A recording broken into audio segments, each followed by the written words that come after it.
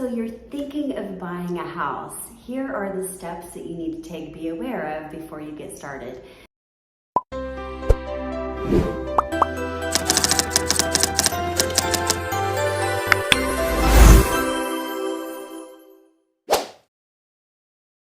Number one, first and foremost, unless you have a rich uncle who's paying cash for you to buy the home, like, wouldn't it be nice to be that so lucky, right?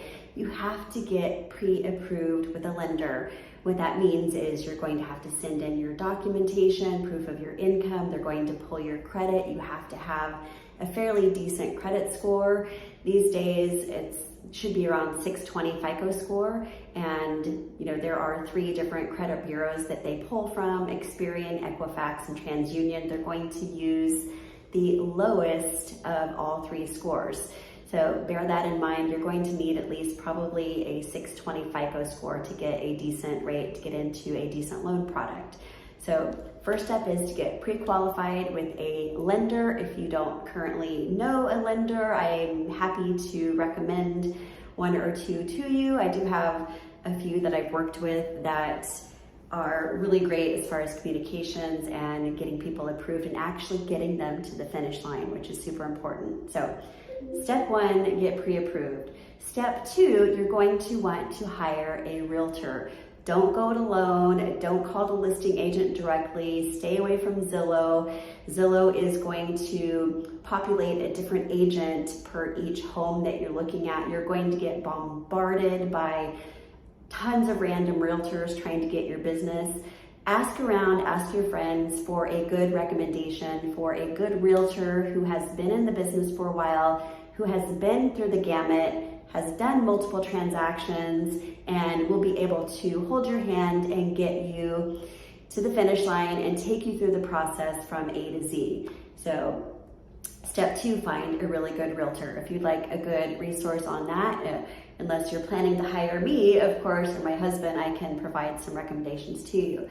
So step 3 is you're going to want to identify the type of home in the area where you want to live. So have your realtor, have your agent set you up on a custom home search with the MLS, and you're going to be able to look at coming soon listings that haven't quite hit the market yet, and also active listings.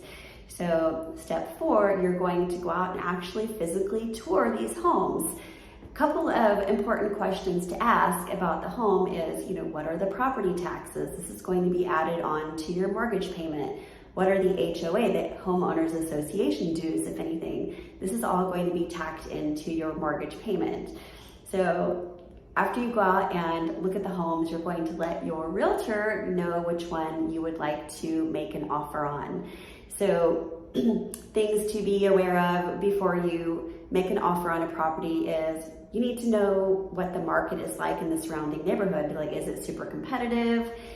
How fast are homes selling in that neighborhood? How many offers are there on that same home that you're trying to bid on? If it's been sitting on the market for a while, maybe you don't need to come in at list. Maybe you can come in a little bit under list price. If it's a super hot seller's market and you're competing with 20 or 30 other offers on the same home, you might need to be prepared to come in an additional $10,000, $20,000, $30,000 over, depending on the price of the home. So, and also depending on the type of financing. So we can go over the types of financing and things to be aware of and look at on another video. But so after you look at the home, you're going to let your realtor know that you want to put an offer in on one. So things to be aware of besides price, you're going to want to put down what's called an earnest money deposit. This is showing your sincerity in your intentions of moving forward in actually purchasing this home. So earnest money deposit is typically anywhere from 1 to 2% of the purchase price. So for an example, on a $400,000 purchase, you're going to put anywhere from $4,000 to $8,000 for your earnest money. If you want to make your offer super, super strong, you might increase that to $10,000, $20,000, depending on how much you have to play with in your bank account, keeping in mind how much you're putting down. So speaking of down payment, depending on what type of loan program you're approved for, You could be putting down as little as no money if you qualify for a First Time Homebuyers Assistance Program. You could be putting down 3% for a conventional type program, 3.5% down for FHA. If you want to go straight conventional and get rid of that mortgage insurance and get to that 20% down or that 80% equity mark, you could be putting 20% down and getting rid of that mortgage insurance to lower your payment. And these are all things that you want to discuss specifically with your preferred mortgage lender. So after we write up the offer, your realtor's job, if he or she is any good at negotiations, will schmooze the listing agent, get that listing agent to fall in love with you, fall in love with the agent, and get him or her to accept your offer. And that's when we all go out and celebrate. Woo, congratulations. So after your offer is accepted and the contract is executed, meaning that all parties have agreed and signed off, we have an executed contract, we're under contract, we are going to open what's called escrow.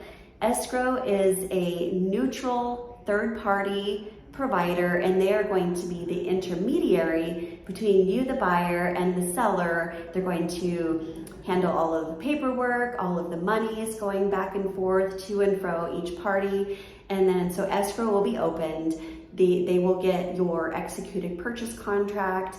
Your lender will also get the executed purchase contract, and they will start the process of doing their thing on the loan side, which will involve putting your loan through processing, ordering the appraisal. Now, the appraisal is very important because that is going to be what determines how much the lender is actually going to loan you for that particular property. And something to be aware of, appraisals, they might not come in exactly where your offer price is. So let's say, for example, you're under contract on a $400,000 purchase and you're putting 3% down, right? Let's say that the appraisal comes in at $395,000, which is $5,000 shy of where your offer price is. So be aware what could happen at this point in time, that if the seller is not willing to lower the price to meet you at that $395 appraisal price, you're going to have to be prepared to come up with that extra $5,000 to meet the $400,000 purchase price, what you originally agreed to. Sometimes you can negotiate with the seller and the two of you can meet in the middle, but just something to be aware of. So the appraisal cost is going to be on you as the buyer, and that's an upfront cost that's going to cost anywhere from these days around $600 to $800. So keep that in mind. You can charge it on your credit card. And another buyer cost you need to be aware of is the home inspection.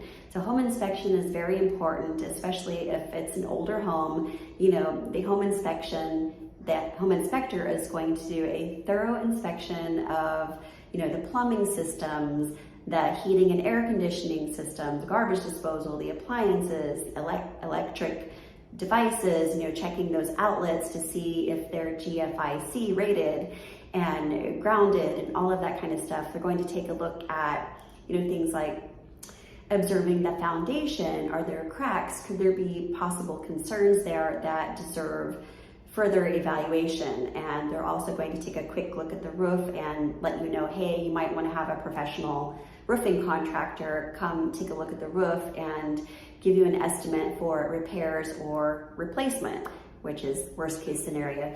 So very important to have a home inspection. So after you get the appraisal back and the home inspections back, and let's say on the home inspection report, there are items called out that you're concerned about, like there are leaks in the plumbing under the sink, or there's moisture stains under the sink, so possible concerns there regarding leaking. You want to get that resolved. So your realtor, your agent, is going to write up, depending on what state you're in, let's just call it a request for repairs. You're going to ask the seller to either repair those items of concern, or you're going to ask the seller to issue you a credit. And you and your agent and the inspection company can, put your heads together and come up with an amount that, might cover all of these repairs so you can take care of them yourself after the close of escrow.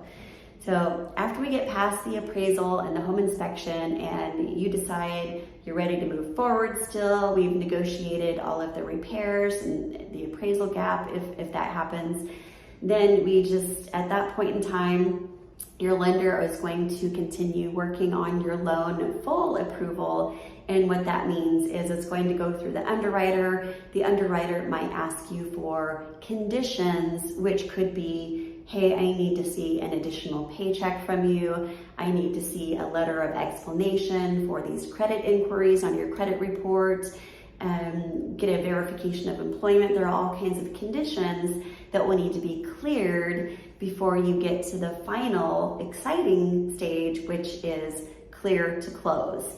At that point in time, you're going to get your closing disclosure from your lender, which will outline your monthly payment, all fees involved for closing costs. That will all be laid out for you. You're going to review that with your lender, sign off on it. That will go back to your lender, back to underwriting, and then it'll go to the doc drawer department where they will actually draw up your loan documents.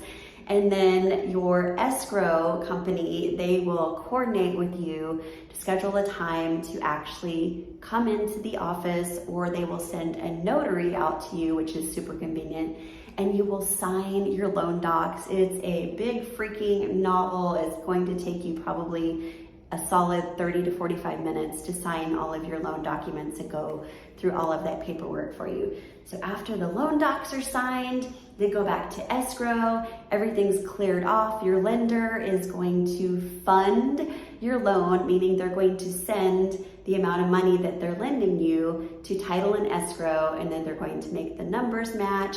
Then we're going to close escrow and the property will get recorded at title and it goes into your name, and then you will officially become a homeowner. If you have any more questions about the process, if you'd like a little bit more detailed explanation, I would love to schedule a one-on-one call with you. I'm happy to answer any questions you might have. My name again is Jaylyn. I'm the founder and team leader of the J Group Real Estate team, and I look forward to connecting with you. Have a great day. God bless.